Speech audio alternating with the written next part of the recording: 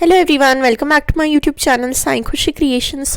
आज के वीडियो में मैं आप सभी को मार्गशीर्ष गुरुवार महालक्ष्मी व्रत की पूजा विधि बताने वाली हूँ।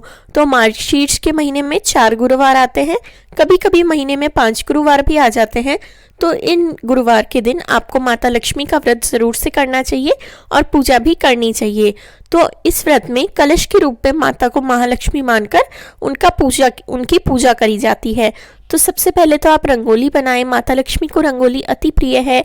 आप अपने घर के द्वार पर दीप कलश की स्थापना करें। रंगोली बनाकर दीप कलश स्थापना कर आप सुबह ही रख सकते हैं। दीप कलश स्थापना के वीडियो का लिंक मैं डिस्क्रिप्शन में दे दूंगी। इसके बाद सामग्री में आपको एक लोटा चाहिए, यानी एक कलश चाहिए। उसके बाद 5 तरीके के पत्ते लेने होते हैं। ये 5 तरीके के पत्ते आप फूलों के पेड़ के और फलों के पेड़ के, जैसे आम, जामुन, गुलाब के पत्ते, आंवले के पत्ते, ये सब पत्ते आप ले सकते हैं। यहाँ पर मैंने शरीफे का पत्ता लिया है। आपको जो भी पत्ते मिल जाएं वो पत्ते आप ले लें, 5 तरीके के पत्ते। इसके बाद आपको पंचामृत, दूध, शक्कर यानी दूध और चीनी को मिलाकर इसके बाद आपको कुछ फूल ले लेने हैं। गणपति दुर्वा ले लेनी है, हल्दी, कुमकुम। आपके मंदिर की महालक्ष्मी की जो मूर्ति होगी आप वो मूर्ति भी ले सकते हैं। इसके बाद आपको महालक्ष्मी की स्थापना कैसे करनी है, तो एक कलश लेना है। कलश को आप लहंगा पहना सकते हैं। उसके बाद कलश के अंदर चावल, 1 रुपए का सिक्का, दुर्वा और हल्दी, कुमकुम डालें। व्रत कथा की पुस्तक भी आपको लेनी है। आप कलश के ऊपर चाहें तो इस तरीके से माता का जो मुख आता है वो भी लगा सकते हैं, और अगर महालक्ष्मी व्रत की पूजा का मुखौटा नहीं है तो आप सीधे नारियल पर भी नथ पहनाकर पूजा कर सकते हैं। नथ पहनाएं और नारियल पर वेनी यानी गजरा लगाएं। तो यहाँ पर थोड़े से चावल रखेंगे, तो 1 मुट्ठी चावल आप रख लें। बाद में ये चावल पूजा जब आप अगले दिन उत्तर पूजा करेंगे यानी पूजा उठाएंगे तो आपको चिड़ियों को डाल देने हैं। तो इसके बाद मैंने कलश पर चूड़ियाँ भी पहना दी हैं माता को, और जो 5 तरीके के पत्ते लिए हैं वो 5 तरीके के पत्ते कलश में लगा देंगे। आप 5 तरीके के, जैसे 5 आम के, 5 जामुन के, 5 गुलाब के, ऐसे 5-5 करके 5 तरीके के आपको 5 प्रकार के पत्ते लेने हैं। तो यहाँ पर मैंने सभी पत्ते लगा दिए हैं। मोगरे के पत्ते जो भी आपको मिल जाए तो इस तरीके से सारे पत्ते लगा देंगे। उसके बाद सब पर हल्दी कुमकुम डाल देंगे थोड़ा सा। तो इस तरीके से हल्दी डालेंगे और कुमकुम डालेंगे, और फिर एक नारियल पर आपको इस तरीके से माता का मुखौटा लगाकर, नथ लगाकर आपको नारियल रखना है। अगर मुखौटा ना हो तो नथ नारियल पर ही लगा दें। ऊपर से माता को हम ओढ़नी उड़ाएंगे यानी चुन्नी उड़ाएंगे। उसके बाद आपको गणपति जी का पूजन भी करना है। तो आसन देकर चावलों का गणपति जी को बैठाएंगे, और आपके मंदिर की जो महालक्ष्मी माता की मूर्ति होगी उन्हें भी आप रख सकते हैं। तो इस तरीके से लक्ष्मी गणेश जी को हम पूजा में स्थापित कर लेंगे। अब आपको जो है, तो जैसा मैंने आपको दिखाया, कहीं पर भी आप गणपति जी को स्थापित कर सकते हैं। महालक्ष्मी की मूर्ति आप अगर आपके घर पर हो तो वो मूर्ति भी आप रखें पूजा में। इसके बाद आपको सिक्के लेने हैं। तो कुछ पूजा में आप सोने का सामान भी ले सकते हैं, चांदी का सामान भी ले सकते हैं। यहाँ पर मैंने 9 सिक्के लिए हैं। तो ये 9 सिक्कों का आपको सेम सिक्कों का 9 गुरुवार पूजन करना है। और बाद में आप क्या करें, बाद में आप इन सिक्कों को लाल कपड़े में करके अपने मंदिर में रख सकते हैं, अपनी तिजोरी में रख सकते हैं। इसके बाद ये महालक्ष्मी व्रत की जो कथा की पुस्तक आती है, इसके पीछे इस प्रकार से जो चित्र बना होता है, ये चित्र आपको रखना है। तो इसके बाद माता को मंगलसूत्र, जो भी गहने आप पहनाना चाहते हो वो गहने आप पहनाएं। फिर दीपक प्रज्वलित कर लेंगे, तो दीपक प्रज्वलित करके रखेंगे, और उसके बाद धूप बत्ती भी आप चास लें। ये मार्गशीर्ष महालक्ष्मी यंत्र की फोटो होती है। अलग से अगर आपको फोटो मिल जाए तो वो आप रख सकते हैं, वरना व्रत कथा की पुस्तक के पीछे ये फोटो बनी हुई आती है। ये आपको कलश के आधार पर यानी कलश से सटाकर रखनी होती है। अब गणपति पूजन करेंगे। गणपति जी को हल्दी, कुमकुम, चावल, दुर्वा अर्पित करेंगे। इसके बाद गणपति जी को फूल चढ़ाएंगे। तो जो भी फूल आपको मिल जाए गणपति जी को आप वो फूल अर्पित करें। इसके बाद गणपति जी को हम धूप दीप दिखाएंगे। तो इस तरीके से सबसे पहले हम हमारा गणपति पूजन पूर्ण करेंगे। अब माता महालक्ष्मी को हम तिलक करेंगे। माता महालक्ष्मी को हल्दी कुमकुम अर्पित करेंगे, अक्षत चढ़ाएंगे। तो इस तरीके से हल्दी कुमकुम अक्षत अर्पित करने के बाद आपकी जो महालक्ष्मी की मूर्ति होगी उनका भी आपको सेम तरीके से पूजन करना है। तो इस तरीके से माता महालक्ष्मी को हल्दी कुमकुम अर्पित कर देंगे और उसके बाद हम उन्हें अक्षत भी अर्पित करेंगे।